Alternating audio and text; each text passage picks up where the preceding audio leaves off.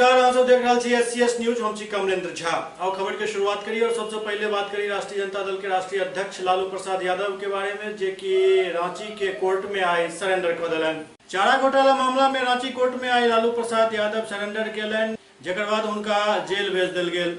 Jail में आवश्यक प्रक्रिया के पूरा केला के बाद उनका हॉस्पिटल में भर्ती कराओल जाए, किया तो उनकर स्वास्थ्य ठीक नहीं चल रहा है।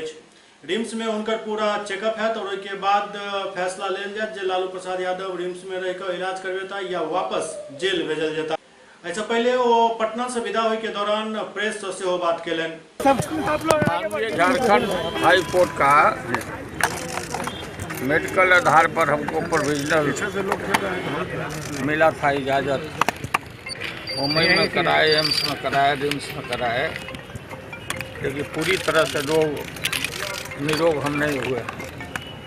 इन्फेक्शन से लेकर किडनी उडनी भी सब प्रभावित हुआ।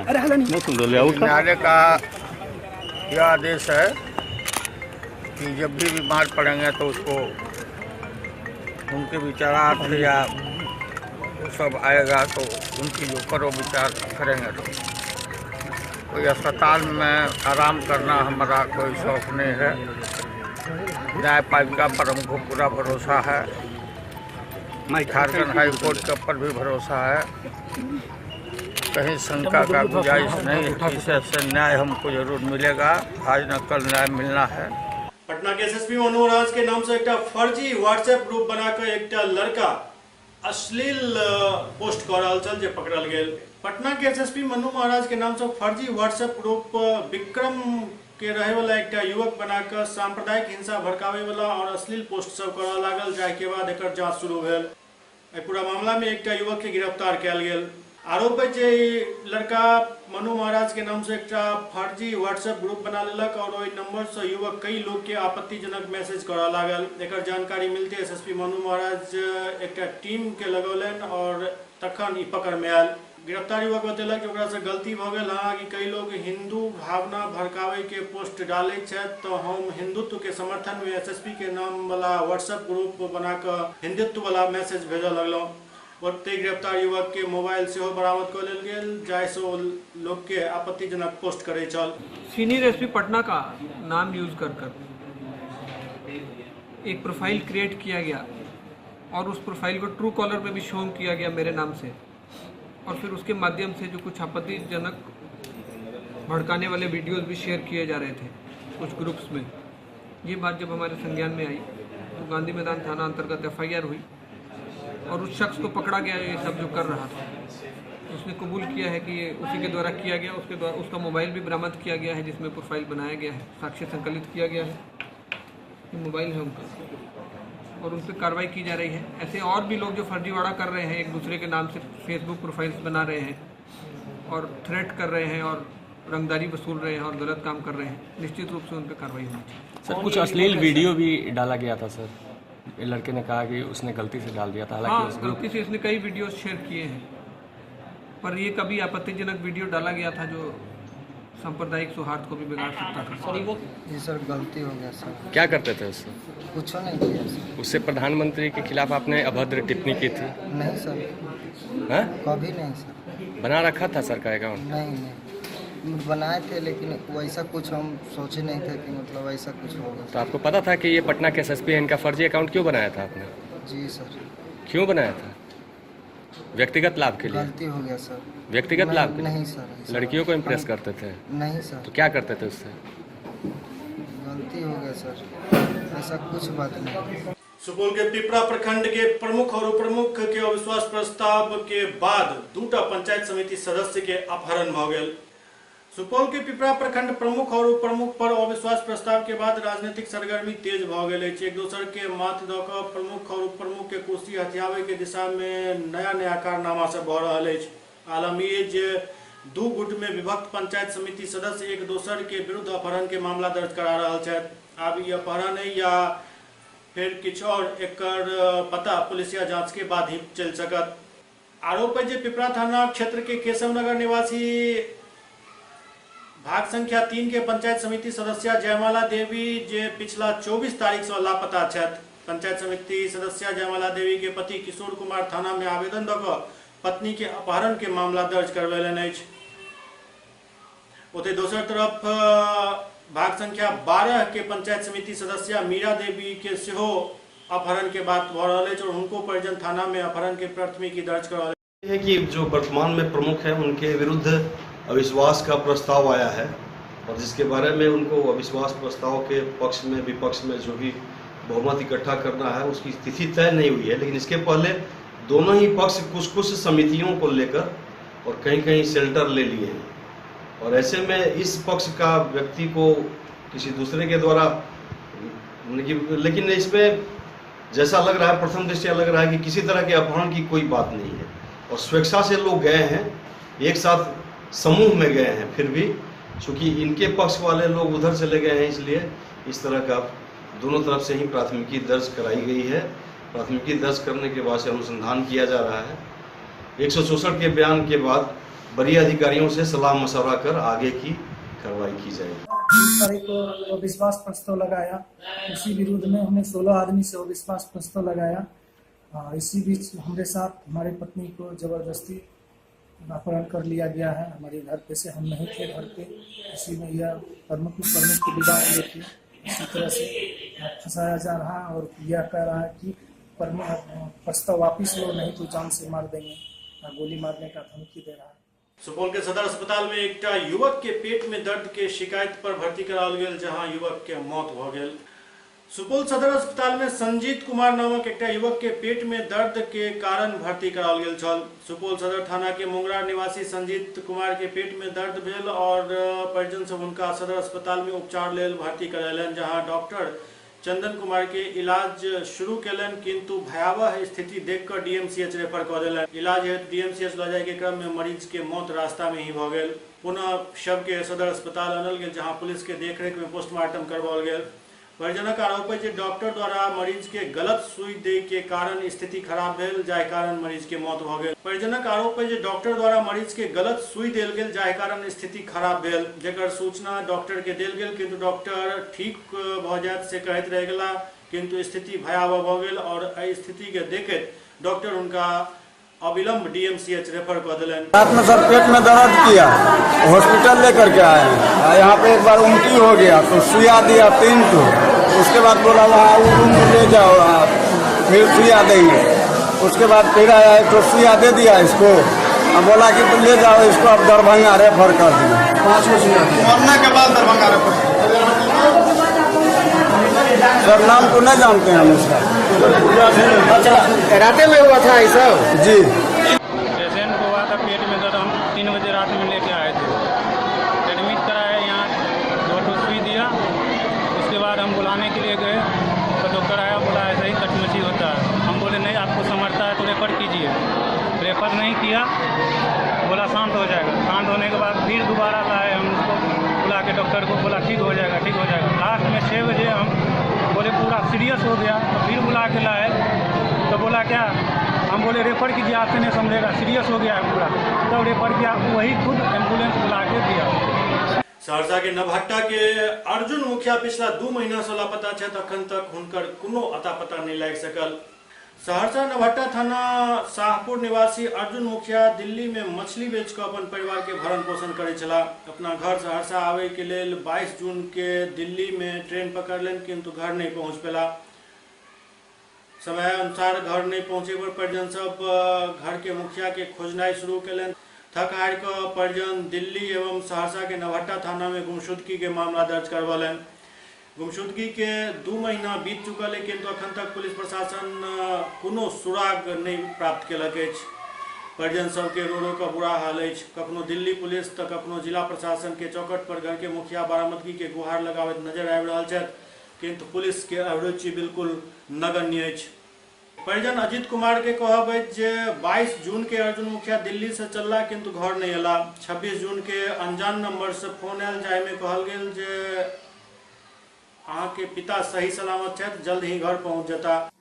आप ये इस घटना की जानकारी आपने पुलिस को दी है? कहीं भी दिल्ली में भी दिए हैं, गुमशुदा रिपोर्ट कराए हैं, यहाँ नवहट्टा थाना को भी दिए तो नवहट्टा थाना एक्शन नहीं लिया, बोला आप एसपी के पास आवेदन दीजिए, उसके बाद हम कोई कार्रवाई करेंगे। और एसपी के पास हम आवेदन दिए तो वहाँ पे फैक्स किया, छोटा बाबू को केस दिया गया है वो बोला बहुत तरह की बात है, यहाँ टेंशन हो जाएगा, ये दिल्ली होगा, का मामला, दिल्ली जाओ, ये गाओ, यहाँ का क्या मामला। नाम हुआ आपका? मेरा नाम रंजीत मुखिया। कहलिए 2 दिन रहते हैं काम, फिर घर चले न तो बता फोन लगा तो फोने नहीं, पैसा कटे या बात नहीं हुई।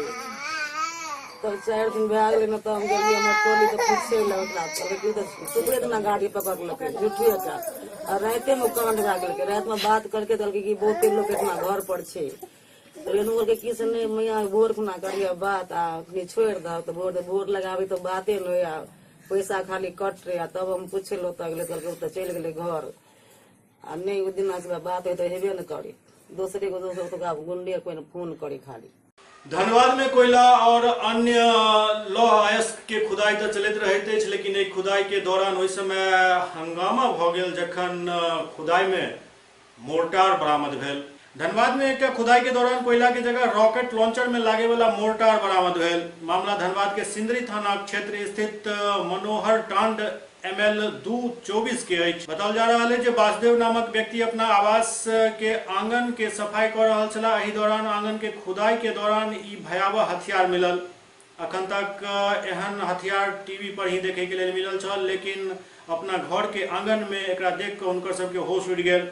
गिरिस्वामी तत्काल एकर सूचना सिंदरी पुलिस के देलन, जेकरा बाद मौका पर पुलिस पहुंचल और एहि भयंकर हथियार के अपना कब्जा में लऽ कऽ मामला के जांच कर रहल अछि। क्या कहते हैं, सब्जी उब्जी लगाने के लिए कोड़ रहते हैं, उसी कोड़ने के क्रम में उसमें से निकला है। और ऐसा प्रतीत होता है कि यहाँ पहले CRP का सेंटर था, CRP लोग वहाँ पहले रहते थे, हो सकता है उन्हीं लोग का बेचने से ये सामान होगा। और इसको अब जाँच मैंने अब कारगर है नहीं कारगर नहीं, इसका इस संबंध में अभी जाँच कराया, सूचना दे दी। थाना परिसर में बाहर क्षेत्र में बाहर में रखा गया, थाना परिसर के बाहर। कितना सही है इसकी जांच अभी तक? सही के मतलब जांच सही है, गलत का क्या बात है, मतलब जांच चल रहा है, इसको सही गलत किसे। भाकपा माले द्वारा एक प्रेस कॉन्फ्रेंस कयल गेल, जाहि में अपन बुद्धिजीवी सब के गिरफ्तारी पर रोष प्रकट कयल गेल। भाकपा माले के पोलित ब्यूरो सदस्य धीरेन्द्र झा एक प्रेस कॉन्फ्रेंस आयोजित कऽ कहलनि जे मोदी सरकार संविधान और लोकतंत्र के खात्मा के घंटी बजा देलक अछि और भगवा आपातकाल देश पर थोपऽ चाहि रहल छथि। देश के जाने माने लेखक, पत्रकार, वकील, प्रोफेसर, मानवाधिकार कार्यकर्ता के घर पर रात्रिकालीन छापा पड़ि रहल अछि, गिरफ्तारी भऽ रहल अछि। एहि बात से पुष्टि होइत अछि जे देश पर आपातकाल के स्थिति आबि गेल अछि। भारत के लोकतंत्र के इतिहास में पिछले दिनों जिस तरह से रात के अंधेरे में देश के पत्रकारों, बुद्धिजीवियों, साहित्यकारों, कवियों, वैज्ञानिकों के घर पर छापे मारे गए, उनकी गिरफ्तारियां हुई, वो दिखलाता है कि मोदी सरकार ने लोकतंत्र के खिलाफ, संविधान के खिलाफ हमला बोल दिया है और असहमति का जो आधार होता है लोकतंत्र में, उसको खात्मा करने पर ये सरकार तुली हुई है। खुशी की बात है कि पूरे देश ने इसका डटकर प्रतिवाद किया। हिंदुस्तान का कोई शहर नहीं है जहाँ की इसका प्रतिरोध प्रतिवाद नहीं हुआ और सुप्रीम कोर्ट ने देश के जाने माने बुद्धिजीवियों की पहल पर जो रिट दायर हुआ, उसको सुप्रीम कोर्ट ने तत्काल संज्ञान लिया और सुप्रीम कोर्ट ने उनकी गिरफ्तारी पर रोक लगा दी और उन्होंने कहा कि जब तक मामले की सुनवाई नहीं हो जाती है तब तक आप इन्हें जेल नहीं भेज सकते हैं, वो अपने घर पर ही रहेंगे, आप वो घर पर अंडर अरेस्ट आप उनको रख सकते हैं। सकरी हरिनगर रेलवे स्टेशन तक रेल परिचालन 15 दिनों से बंद है। राज्य प्रशासन और रेल प्रशासन सोया हुआ है। इस संबंध में हम दरभंगा से DRM को पत्र भेज रहे हैं।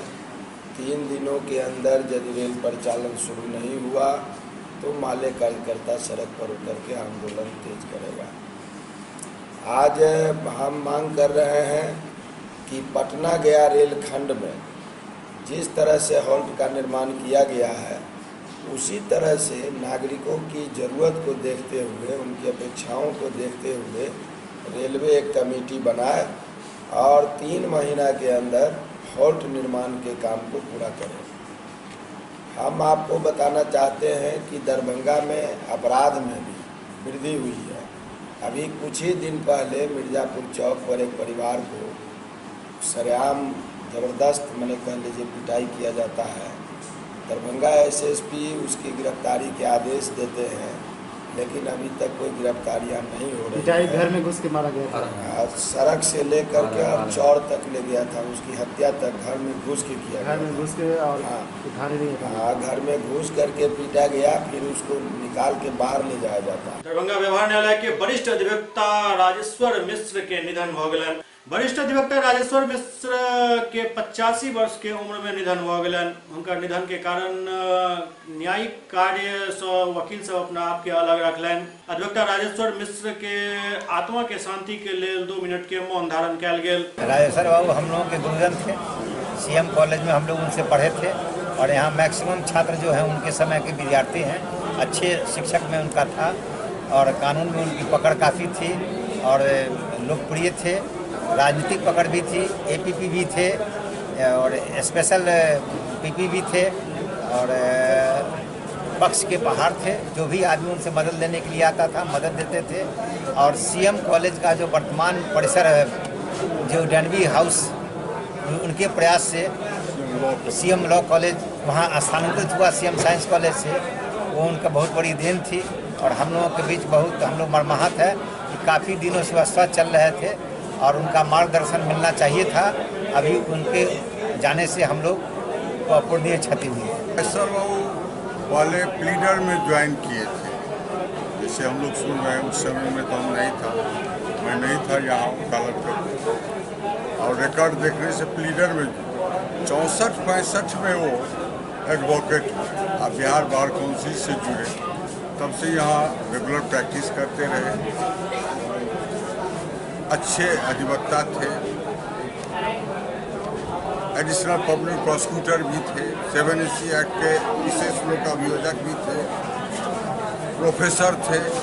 हम उम्मीद करते हैं मैक्सिमम लॉयर यहाँ जो है उसको पढ़ाए हुए थे, अच्छी सूझबूझ थी। उनके पिता भी यहाँ अधिवक्ता रह चुके हैं। उनके मरने से अभी 2-4 साल 2-3 साल से वो कम आते थे, कभी कभी आते थे, बीमार रहा करते थे। उनके मरने से हम लोग को काफ़ी अच्छा। राजेश्वर मिश्र हमारे यहाँ के बहुत पुराने अधिवक्ता थे। सीएम लॉ कॉलेज के प्रिंसिपल भी बहुत दिन तक रहे, बहुत ही लोकप्रिय प्रिंसिपल रहे। बहुत सारे हमारे अधिवक्ता बंधु उनके छात्र रहे। वो एक अच्छे अधिवक्ता और मिलनसार व्यक्ति थे। उनका निधन परसों हो गया, इसके लिए हम लोग बहुत दुखी हैं। उसी दुखी के चलते आज उनका हम लोग शोक सभा किए हैं और अपने आप को न्यायिक कार्य से अलग रखें। कितने वर्ष के थे, कितने दिनों से बीमार चल रहे थे? ये लगभग 3-4 साल से बीमार चल रहे थे। 3-4 साल से बीमार चल रहे थे और 1970 ईस्वी में उन्होंने प्रैक्टिस शुरू किया। 31 अगस्त के बलमुआ तोहरे खातिर भोजपुरी फिल्म रिलीज हो जा रहा है। फिल्म के रिलीज होने से पहले सरयू डेंटल कॉलेज में फिल्म के अदाकारा द्वारा एक प्रेस कॉन्फ्रेंस किया गया। भोजपुरी के प्रसिद्ध अभिनेता पवन सिंह और अभिनेत्री ख्याति सिंह अभिनीत फिल्म बलमुआ तोहरे खातिर 31 अगस्त के रिलीज हो जा रहा है। रिलीज से पहले दरभंगा के सरयू डेंटल कॉलेज में एक प्रेस कॉन्फ्रेंस में अदाकारा ख्याति सिंह कहलन ये फिल्म पूरा तरह से पारिवारिक फिल्म है और भोजपुरी पर जे अश्लील फिल्म के ठप्पा पड़ल है ओकरा तोड़ैत ये फिल्म पारिवारिक फिल्म बनाओल गेल है और एकरा देखला के बाद अहाँ के लागत जे बिल्कुल पारिवारिक फिल्म है। ओना ओ कहलन जे फिल्म में 4टा आइटम सॉन्ग है, लेकिन तै के बावजूद अहाँ अपना परिवार के साथ निश्चिंत भऽ फिल्म देख सकै छी।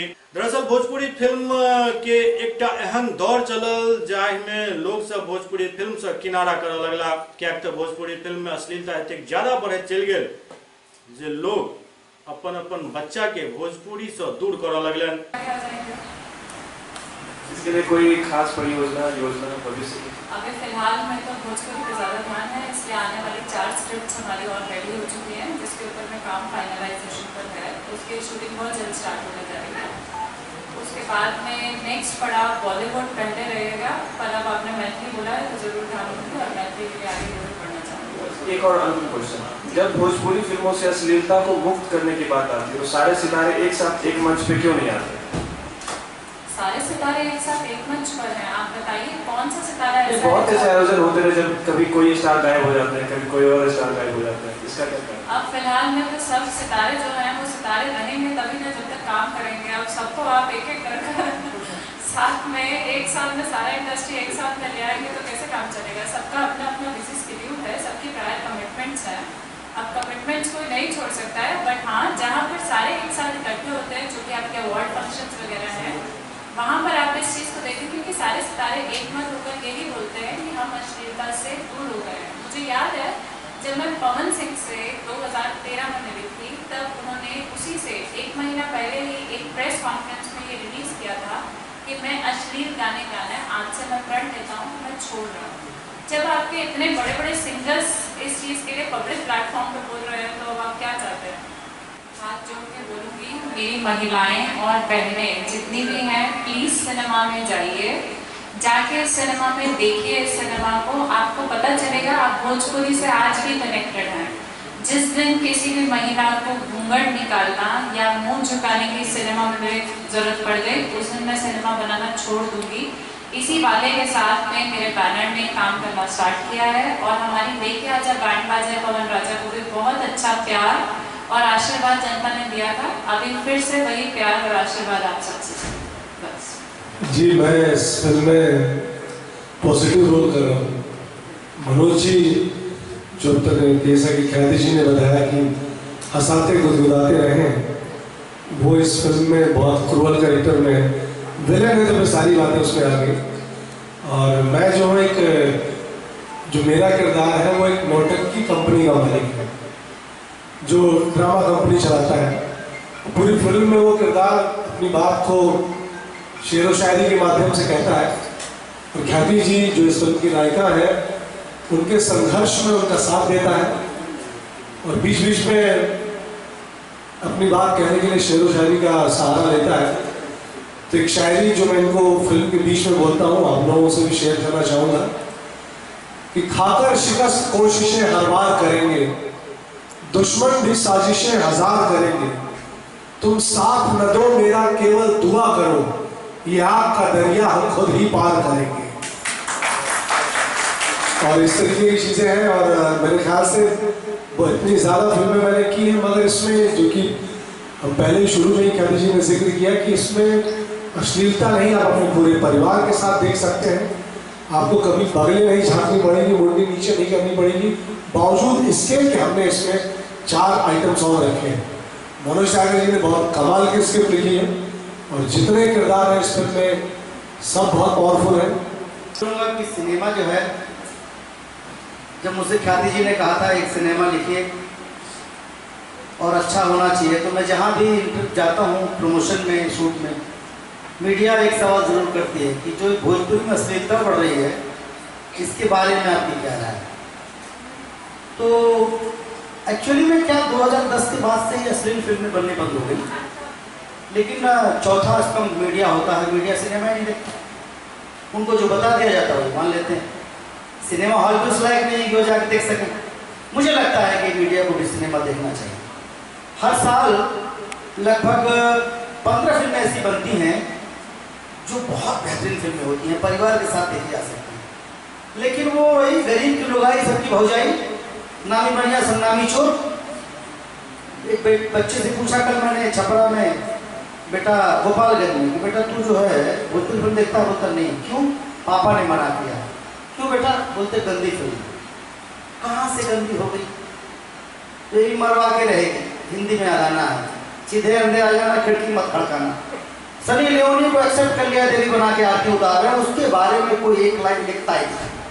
कहाँ से भोजपुरी को अश्लीलता आ गई? भोजपुरी में अश्लीलता भोजपुरी के फोक सिंगरों ने जो एल्बम गाते हैं, गली मोहल्लों नाकों में कुकर मुत्तो जैसा पैदा हुआ, वो करेगा। सिनेमा में तो गंदगी है ही नहीं। सिनेमा में तो सेंसर इतना सख्त हो गया है कि साला बोलने पर भी प्रतिबंध लगा दिया। तो ये सिनेमा जो ख्याति जी ने बोला कि एक ऐसा सिनेमा बनाना चाहती हूँ कि परिवार के साथ आप देख सकते हैं। SCS न्यूज के अंक में खनित हुए अगला अंक में फिर किछ और समाचार संग उपस्थित है। तब तक अपने सब देखते रहो SCS न्यूज। नमस्कार।